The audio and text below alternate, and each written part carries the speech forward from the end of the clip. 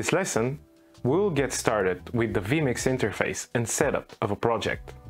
It is very important to know where the main components are located and what their names are. When you open vMix, you will see the default vMix layout. The two big black windows we see are the preview window on the left and the program view on the right. Right under those two windows is the input area. Here, you will be placing all your live video and audio inputs, videos, images, and other media. Next to these input areas is the audio mixer. From here, you can change the audio levels and settings for each individual input, as well as the master audio output. Before you start using the program, you need to set up the project to match the resolution of the camera signal you will receive. Let's recall some of the more important resolutions in video processing. In high definition, known as HD, the size is 1280 by 720 pixels. The most popular at the moment is Full HD, where the frame size is 1920 by 1080 pixels. After it, 2K with a resolution of 2560 by 1440 and 4K with 3840 by 2160 are more common. There are also several intermediate standards that are used in more special cases in professional video work. In video processing programs, these standards are used by their abbreviated names: 480p, 720p, 1080p, etc.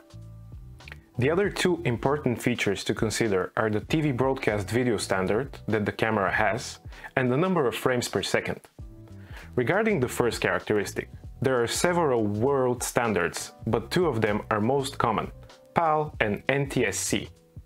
In Europe, work is mainly based on the first standard, PAL.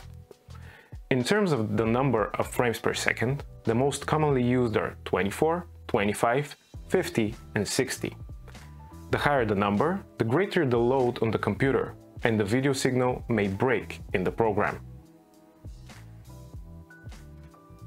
In the lower left corner of the working screen, you can see the current resolution of the project, written with its abbreviation followed by the number of frames per second. The change is done by clicking the Settings button in the top right corner. A number of project-related settings are made from here.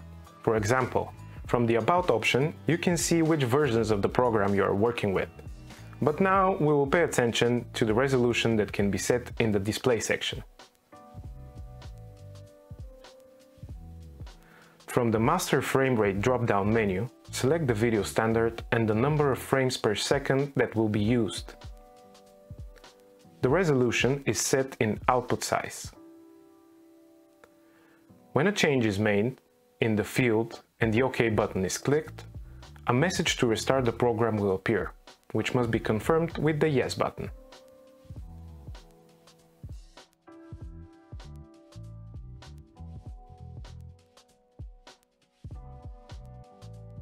This message should not bother you. When you have media items loaded into the program, they will appear automatically after restart and will not need to be loaded again.